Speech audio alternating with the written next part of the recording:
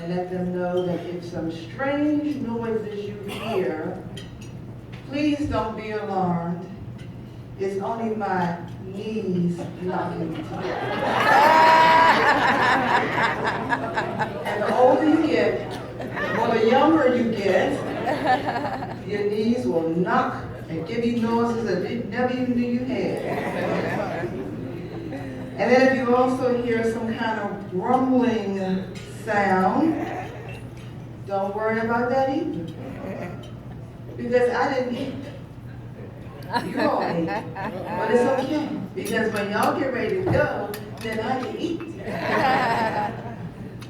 I found a little joke while reading that I thought would hit home for all you nurses. 3 nurses died and went to heaven.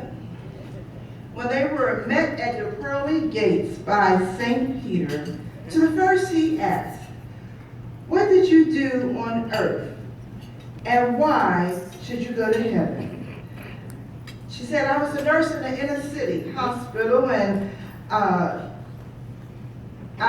did all I could. I worked to bring healing and peace to the poor, suffering city children." "Very noble," said St. Peter. "You may enter through the gates." And she went. To the next nurse, he asked the same question. "So what did you do on earth?" She said, "I was a nurse at a missionary hospital in Africa. For many years, I worked with a skeleton crew of doctors and nurses who tried to reach out to as many people and tribes with a hand of healing and a message of God's love." "How touching," said St. Peter. "You too may enter." And in she went. He then came to the last nurse, and to whom he asked, "So what did you do back on earth?" And after some hesitation, she explained, "I was just a nurse at an HMO."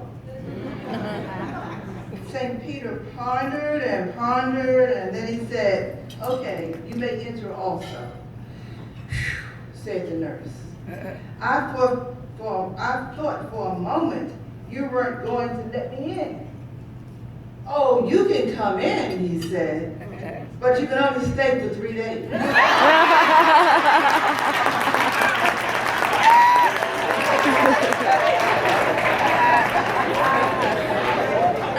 If some of you don't know what I'm talking about, it'll hit you by the time you get home.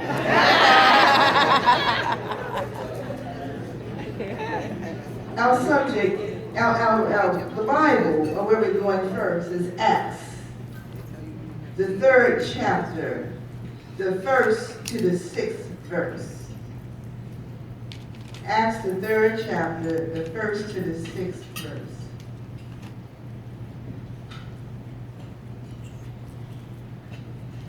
One day, Peter and John went to the temple at 3 o'clock, the time each day for the afternoon prayer service. There at the temple gate called Beautiful Gate was a man who had been crippled all of his life. Every day he was carried to this gate to beg for money from the people going into the temple. The man saw Peter and John going into the temple and asked them for money. Peter and John looked straight at him and said, "Look at us." The man looked at them, thinking they were going to give him some money, but Peter said, "I don't have any money, but by what I have, I give unto you. By the power of Jesus Christ Nazareth, stand up and walk." Then Peter took the man's right hand and lifted him up. Immediately the man's feet and ankles became strong. He jumped up and he stood on his feet and began to walk. And he went into the temple with them, walking and jumping and praising God. All of the people recognized him as the crippled man who was at the gate every day begging for money. Now they saw this man and said, as he was praising him, "What happened? What happened to him?"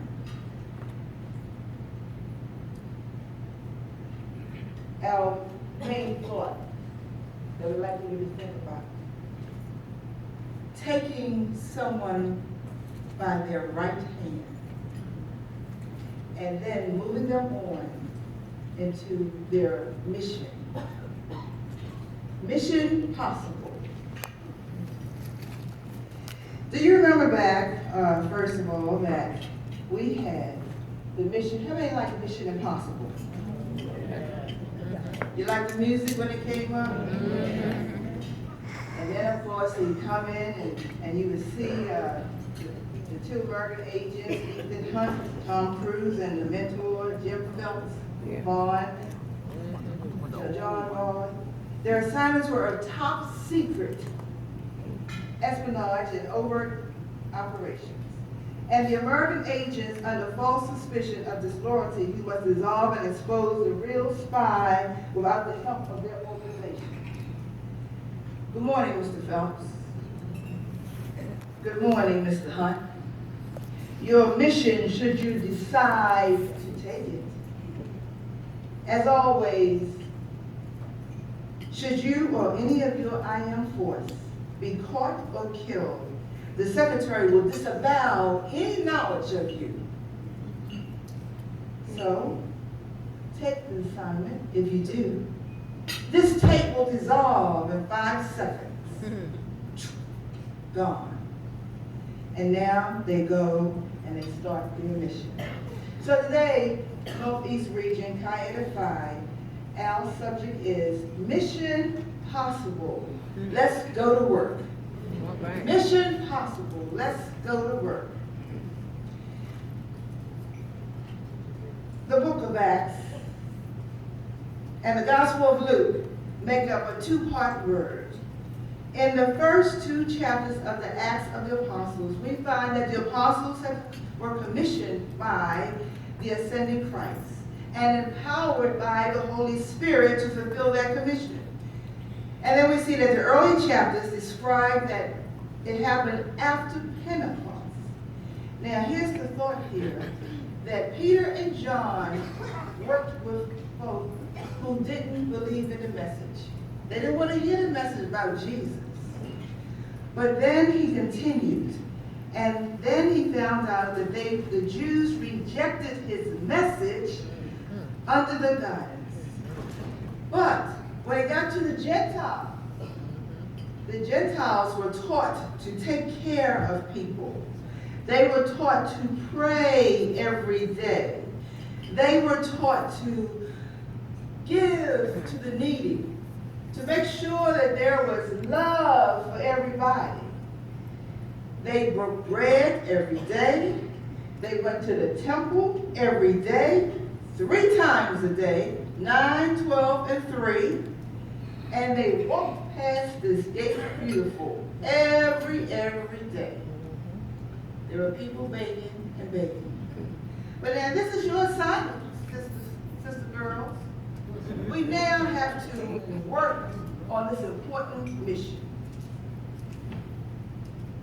For the community, these prerequisites for taking on this special assignment, sisters, we've already done this. We've taken the Florence Nightingale Pledge. Y'all probably forgot it. Especially been doing it over 40 years. Abstain from whatever is mischievous, and to zealously seek to nurse those who are ill wherever they are in need. In 1935, there was a revision to the pledge. It says to become a missioner of health, dedicated to the advancement of human welfare, an expansion of nurses' bedside focus to an approach that encompasses public health. Now, in recent years, they've kind of changed that, Sister Dr. Floyd in the nursing school. They have now revised it and says the loyalty to physicians, they have removed that. You know, we don't have to now stand and stand behind the chair while they sit down and give them their coffee and give them their ink pen and to give them their tag. Y'all remember that, don't you? I know probably hospital nurses remember that, where we had to stand with our little aprons on behind the desk and wait for them doctors. And every time they want something, they need to give that to them. But now it's changed because nurses have to be independent and they have to move forward. Nurses, we've been trained. We've been trained in areas of decision making. We've been trained in areas of generating, implementing, evaluating approaches for patient care. Y'all know about that, don't you? Yeah. All right. Okay. Chi Eta Phi, we've joined Chi Eta Phi. We have a mission that we have to go through now. But the thing I like to tell you that Chi Eta Phi will not disvalue. It will not forget about you. Like the mission of the Mission Impossible, Chi Eta Phi is not going to do that. We've got to work, sister girls. We've got to work hard. What's our requirements? We must extend ourselves in strength, in patience, in empathy, and commitment. The result of this mission, should you accept it, is to go the second mile of the way to make the end results beautiful for those whom you serve and give care to. Number one, everybody is not worthy of your intent, of your actions. Folk will try to make your intentions of bettering yourself seem like a joke. They will think that you are not who you should be because you're trying to keep up with the Joneses. They will say, girl, what is wrong with you? Trying to get all those credentials. We have a mission to do, but we must be committed to do that for healthcare, social, and economical situations. Educate and teach others what they need to do. And they know that they can't do it without God themselves. So we have to make sure of that. Okay, number two, folks are going to try to throw you a curveball for whatever you try to do for Chi Eta Phi and for your nursing and whatever. So when you become depressed and can't serve on the missions of what they need for you to do, when you become depressed and can't serve on a hospitality committee because you think that sister girl is rolling her eyes at you, and when you think that I spoke to her but she don't speak to me, keep it moving, sister. Don't worry about that. Okay, because as they told us, I told Reverend Hall, go on down the gate and wait a while. Go down to the end of the road. Things are going to change. Sister number, if you can't do blood pressure for the community, I don't have any energy. I don't feel like getting up today. I can't finish my certification exams. I can't go to higher education. I can't. Okay? Sisters, we can do this. We can do this, especially the newbies. And let me tell y'all newbies something. What happened last night, I know when he called the newbies up on the floor, and he said, okay, all newbies up, and that bad girl came out there, and everybody was bugging on that floor with bad girl, but it's okay. You're a good girl, right? So continue to move forward and continue to enjoy. Number three, override your intimidations. Don't let people get into your spirit. Don't let people get into your mind or your emotions. Kind sisters, we've got to keep it moving. We have work to do. We are God's ambassadors. We must be receptive to meeting the human needs of everyone. We must know the how, and we must know how to walk the why. Walk the why. Why are we doing this? Because we are sisters of Chi Eta Phi. We have been commissioned by 12 Jewels on October 16, 1932 to begin a new era of organizational management. That's from our founder, Aileen Carrington York. Okay, Mission Impossible. Now we've got to make sure that we are doing what we could. Because some of you sisters did not attend the NC4 Health and Fitness Expo. Some of you have been too busy to volunteer to partner with faith-based organizations to educate on health issues. Some of you have been thinking about participating, but then of course you could not participate for the Susan Komen Cure for the Race. And then I am a sister, and then sister girl and brother Freitas. There's a brother in here, isn't it? Yeah. Raise your hand. He's here. I see you, brother. Where's your mate? So where this from? With his heart. He won it last night. We all know. went to Big Collar last night. And so they told him to put that collar on, and you did put that collar on, then you brought it and had a picture taken. And then also, brothers and sisters, you know, sometimes we get so busy, we can't participate in the webinars. The National LI Health Education Program, partnering with the Kidney Foundation, and then don't talk about being part of the domestic violence programs. I can't feel it because I just don't know what it's about. Well, don't worry about it, sisters.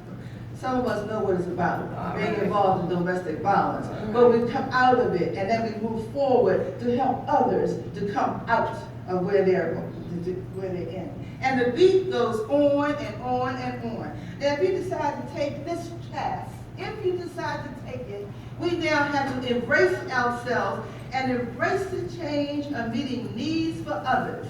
Health missions are always in need of RNs and doctors and other healthcare professionals to travel to foreign territories and even here on our shores, in our neighborhoods, our churches, and our families. We have to be a committee of one. Y'all know about that in church. They say you be a committee of one and call and find out where folk are, find out where your sisters are. That's what we have to do to make sure folk are still on the right track. And then there's some of our sisters and brothers, freighters, may be physically challenged. So if that's the case, we need to give a hand for them, and then we need to help them in many reasons. Now the text says in Acts 3:1, Paul writes, in my first letter, I told you about Jesus' life and teachings, but there is indication that the Holy Spirit has been with all of the teachings after Pentecost, after Jesus was crucified, and then the Holy Spirit will still be with you. There's no indication as to what time period, but now we're finding out that as Peter and John, they walked through this temple to the temple every day. And when they did that, they saw this man, and he in turn was sitting at the gate beautiful. Now, this is what happened.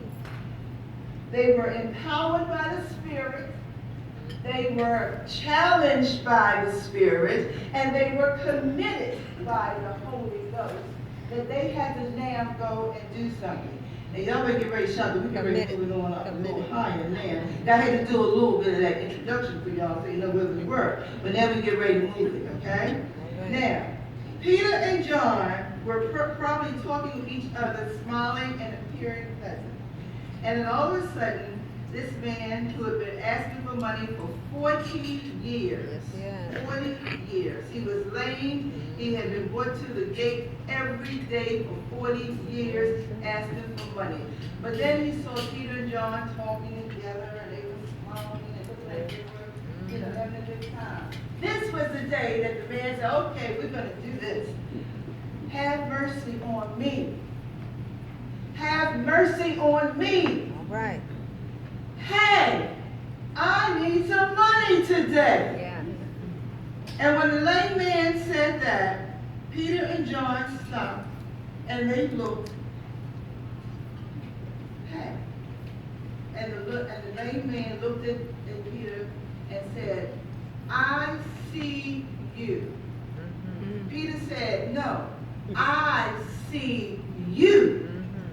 Because now there's a connection going on. Mm-hmm. I see you now, brother. Yeah. I've been praying for you because you've been down, you've been out, you've been lame, you've been confused, you've been pushed aside, kicked to the curb, thrown under the bus. I see you, brother man, but I don't have anything to give you. I have no money to give you, but I do have something that will help you. And then he says, I want you now to look down. Look at your feet. I want you now to look up and look at me. I want you to now, I want you to stand up. All right. And when the lame man stood up. When he stood up, he started to move his feet. Now this man had not ever moved his feet. He started to now feel a sensation that was in his hands and his body. And then when he started to move,